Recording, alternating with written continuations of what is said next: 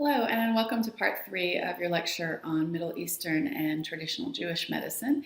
And in this part, we are going to get into traditional Jewish medicine. So, starting off with a little bit of history.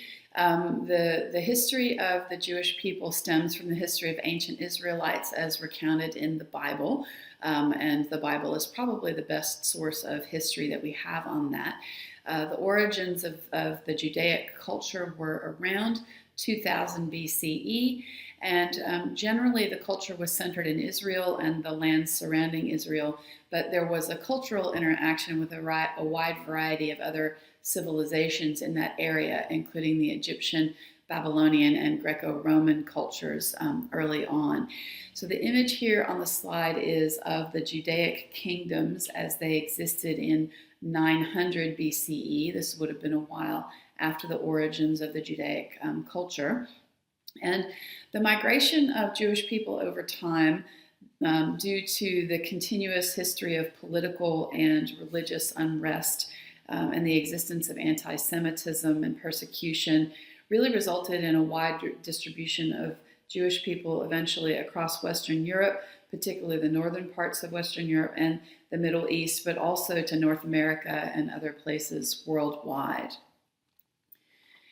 In the culture and religion of the Judaic kingdoms early on, and continuing on up to this day in the religion, there's a belief in obedience to God's law as told through Moses and as documented in the Torah. And the behavior of Jews, as well as their law, social customs, diet, ethics, and medicine, are all tied to religious laws. So you might remember in the last part I spoke about Moses ben Maimonides, and he was a Jewish physician, but you may remember that I mentioned that he started off as a religious writer, and all of his writings on medicine were very, very closely tied to religious laws as well. So this is a reflection of the culture and the religion that he came from.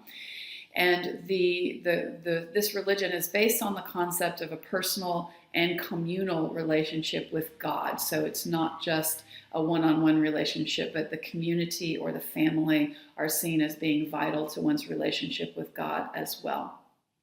So I mentioned the Torah as being the documented source of a religious structure in the Jewish religion. The Torah is the first 5 books of the Old Testament of the Bible.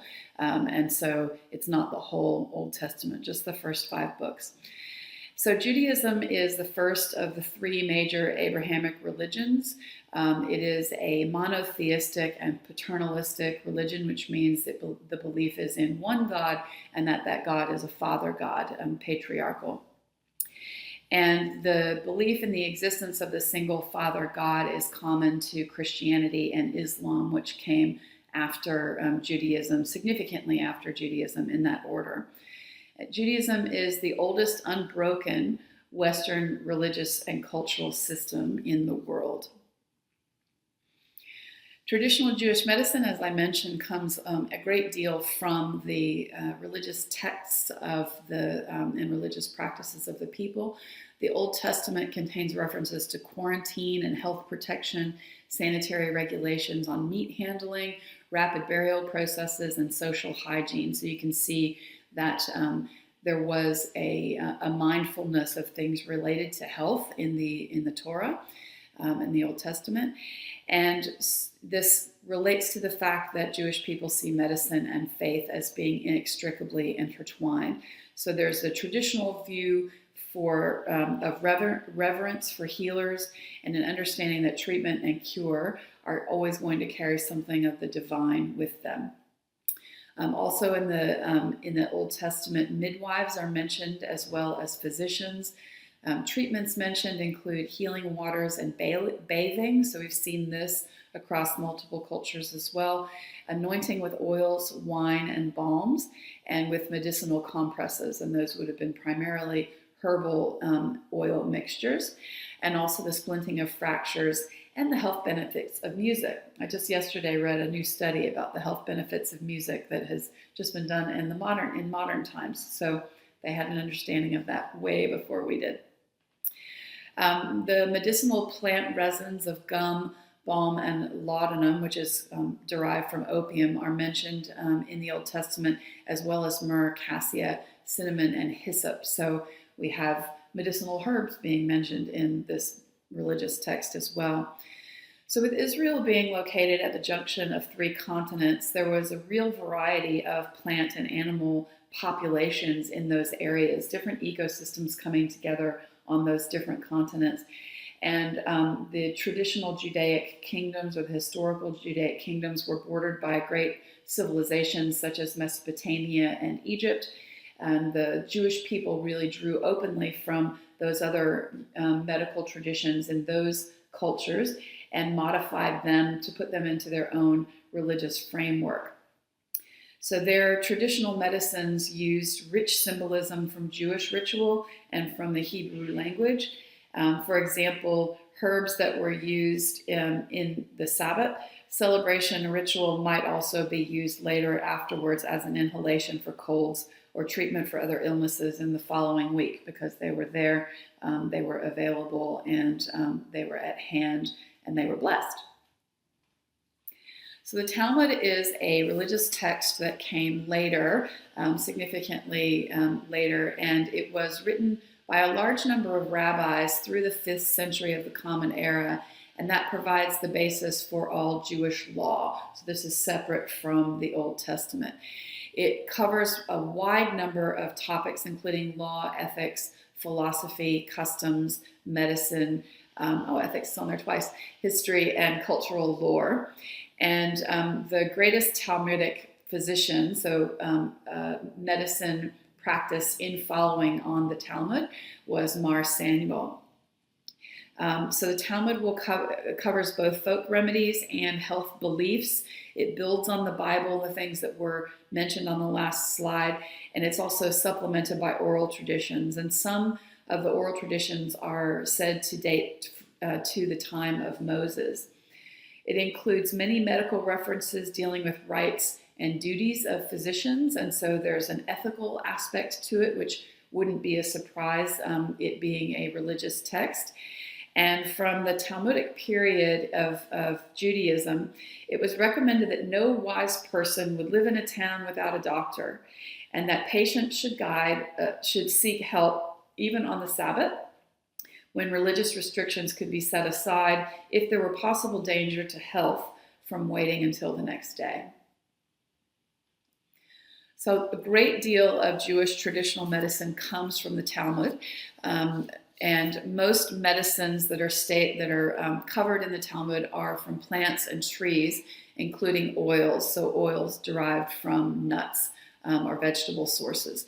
The most important animal medicine mentioned in the Talmud is honey, and honey has come into this day and age to be well understood for its medicinal properties in terms of particularly being antimicrobial and helping with wound healing. They also had mention in the Talmud of many common foods that could be used as medicines, and of drugs prepared by cooking, pulverizing them into powders, or making them into salves or poultices. And so some examples of some of the medicines from the Talmud, sometimes leaves or bark used from the trees, and plant oils such as olive oil, which was gargled for a sore throat. So that's not something we might think of olive oil today. We don't really think of it as being antimicrobial, but that was one of their remedies. The liquid remedy that they would gain from cooking drugs down in water was called a shikyana, and sometimes plants were cooked down in this way and then mixed with wax or tallow to be used as the base for a salve. And these are methods that we would still use today to apply herbs topically. The rabbi and the Talmud would dictate the permitted or forbidden treatments that could be used, and this was similar to the rules for foods or dietary laws that were found within Judaism, and animal products that were forbidden as foods in the Judaic tradition were also forbidden as medicines. The use of heat for healing was very common in Talmudic medicine. For example, placing warm, damp cloths on the abdomen or hot cups on the navel. So they engaged in cupping in a similar way to the way cupping is used in Chinese medicine now. They also engaged in exposure to sunshine for the health benefits, and that was often recommended by the rabbi. Patients were given advice about diet, but incurable patients should be allowed to eat whatever it is that they want. So if someone was considered incurable, they should be allowed to do as they wish, as opposed to following any prescribed diet to return to health. As far as diet was concerned, meat and dairy were said to make illness worse, while grains, lentils, cabbage, and fish were common foods used when someone was sick and we were trying to return them to health. Back to cupping for a minute. So cupping was a type of bleeding that was used during that time. It was mentioned quite often in the Talmud, and often it was conducted with a special blessing said within the procedure. This was a widely performed treatment up until the 19th century, so that's really not that long ago. And cupping was a type of the bloodletting that was used in bleeding treatments. And rabbis would prescribe certain days on which these treatments should be done. They were considered propitious based on a zodiac calendar. So they were using astrology and astronomy in ways similar to other cultures from that time and moving forward. For weak and obese patients and pregnant women, cupping was particularly common, and the suction cups were said to draw out toxic substances. Healing principles used in traditional Jewish medicine.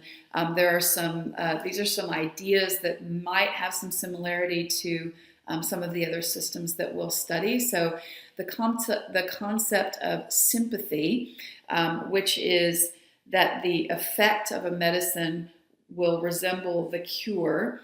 The effect of an illness will resemble the effect of the cure, and this is very similar to the concept of like cures like, which we'll cover in a few weeks when we talk about homeopathy. And the concept of similars is very similar to the concept of sympathy. So another aspect of the concept of sympathy, if we're using objects versus medicines, objects that have been in contact with each other will continue to act on each other even after the contact ends. So that could be two people, a healer having healing influence over a person, and then they're no longer in the same room together, that person's healing effect would continue on that person, but also things like talismans, which we'll talk about in a minute. So this principle of contact was many times used with a talisman that would be said to have a certain type of effect on someone, and they would carry that talisman. And the image on this slide is of some beneficial talismans or healing talismans. But if that person were separated from that object, then the principle of contact would say that that object would continue to have beneficial influence on the person. The opposite of that is the concept of antipathy, or maybe it's not quite the opposite of it, but a different look at that an object, carrying an object like a talisman that was intended to drive something away, so driving away the illness, driving away any kind of toxic energy that might have caused the illness.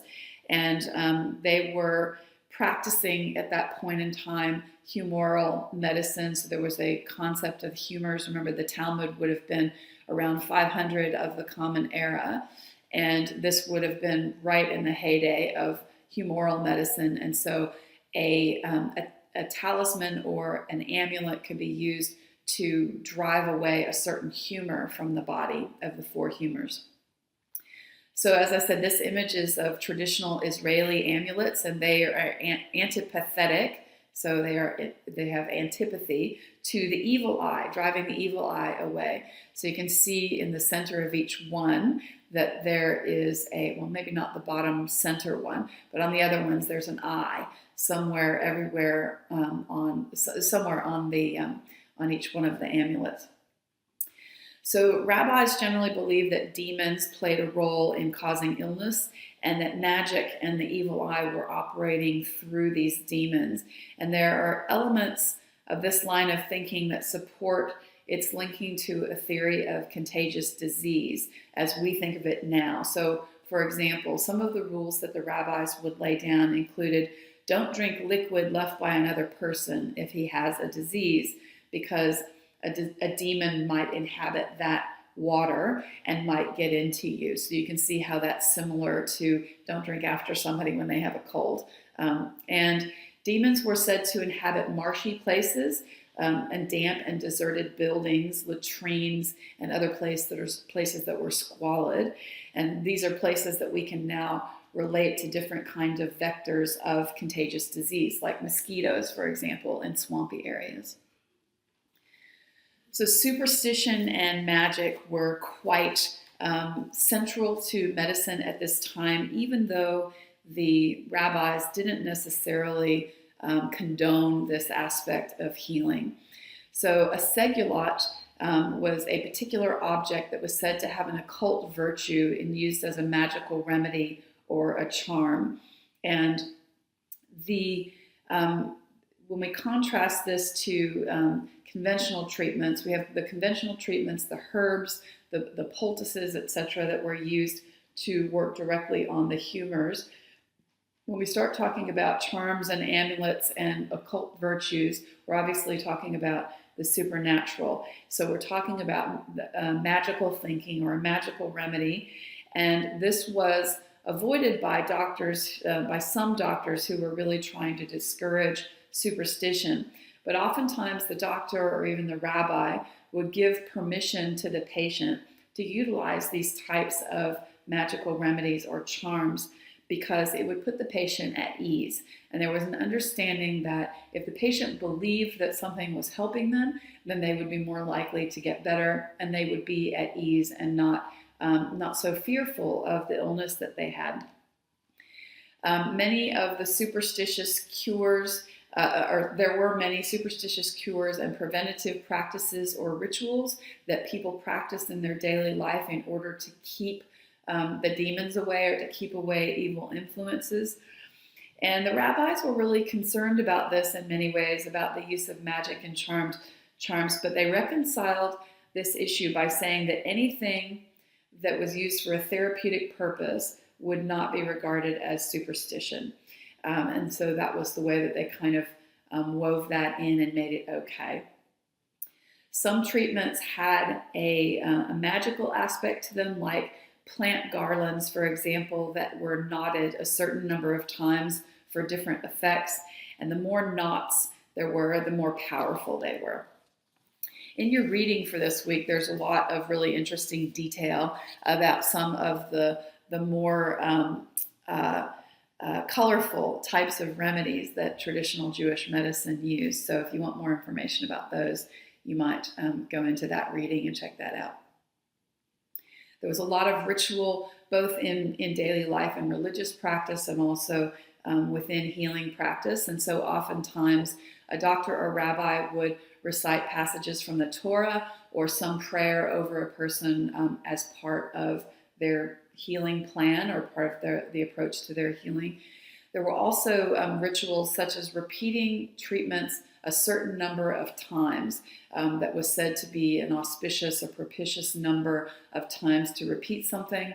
Even in the preparation of a remedy, there might be a certain number of times that you would stir the remedy while it was cooking, or a certain number of times that a doctor might walk around a patient as a remedy was being administered. So there was a lot of ritual and practice around this. It was also said that an illness could be transferred from a person to another object or being. And so sometimes they engaged in rituals that were meant to transfer an illness from a person to, say, a tree or a goat or some other being or object. that would relieve the person of that.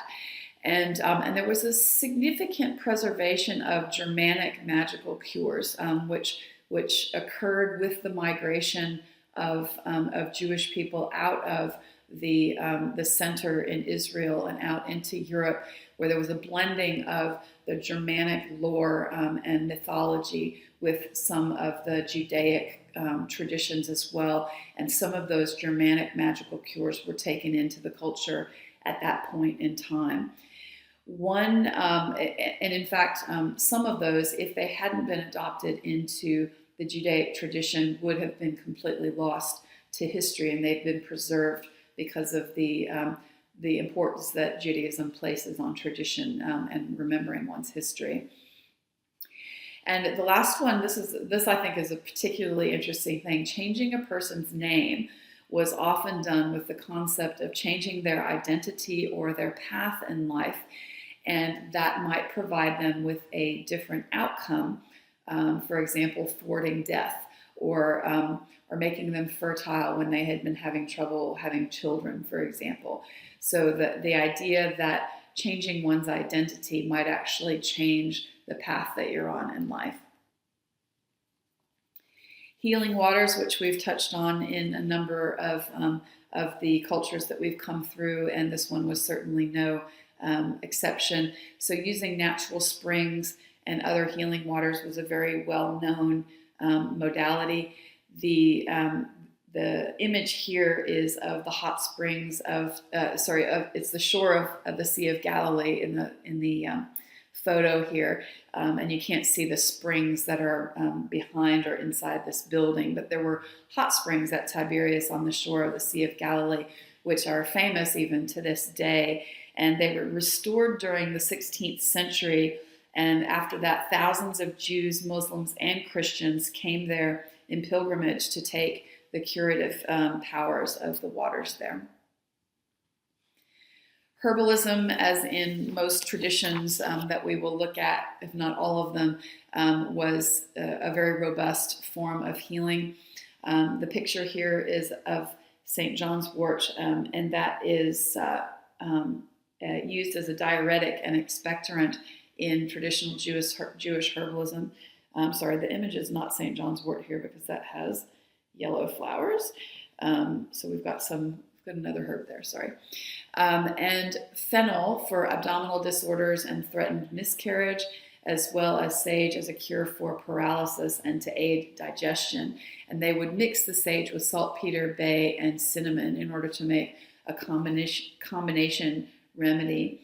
So plants and their properties were well used among Jewish physicians, as well as being widely used by average people as foods, as cooking herbs, as cosmetics, as condiments and incense, as well as in tanning and dyeing and ink production. So plants were very much widely used. Healing herbs were often thought to have magical qualities, so this ties in with the sort of idea of magical remedies, and it's really hard to tease apart the purely physical from the supernatural or the superstitious use of herbs at this particular time. Herbs gathered in a cemetery were considered to be of high medicinal value because they were associated with the spirits and with an occult potency. And many medicines that migrated in from Roman and Arab sources had a long history of use, and those histories were blended into traditional Jewish herbalism as well. So it's worth noting here again, if we've mentioned this before, herbalism traditionally has included medicines from non-plant sources, and that certainly was true in the Jewish tradition as well. Many medicines in their natural state, such as goat's milk, fish oil, warm animal blood, and many other animal products, as well as human milk and urine. And here's a really colorful one: embalmed flesh of an Egyptian mummy. And that was considered to be medicinal, and that devolved later into using ordinary corpses over time. That was both an internal remedy, so someone would actually orally take the embalmed flesh of a corpse, or use topically as a poultice. The upper half of the corpse or the mummy was considered the part that had the most power because it contained all of the vital organs, and so it was considered most likely to be effective. We would be remiss in Jewish herbalism to not mention chicken soup, which is one of the renowned historical Jewish remedies called Jewish penicillin by many, even these days. And Maimonides, who I mentioned in the last part, he noted it as an excellent food for those convalescing from illness and for fattening those who've lost weight from illness, also being beneficial for asthma and chronic fevers. And that's widely used across many cultures as a traditional remedy for colds and flus now. So you can think back to the last time you had chicken soup when you were sick.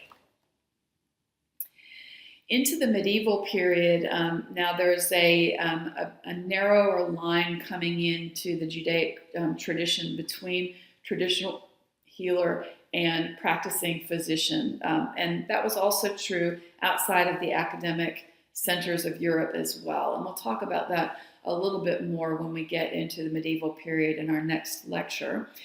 But there was a formal role of physician that had been established in the medieval period, and that was adopted within the Jewish culture. But there became a bit of a blurry line between scholastic medicine and traditional medicine. So physicians in the Judaic tradition were seen as powerful across the realms of both science and religion, and this is quite differentiated from what was happening with the development of medicine in the medieval period and later into the scientific period in Europe, where there was starting to be a separation of science and religion. Again, balancing the humors continued to be play a key role alongside the more superstitious and traditional practices of the Jewish doctors, both the traditional healers and the ones that were considered proper physicians.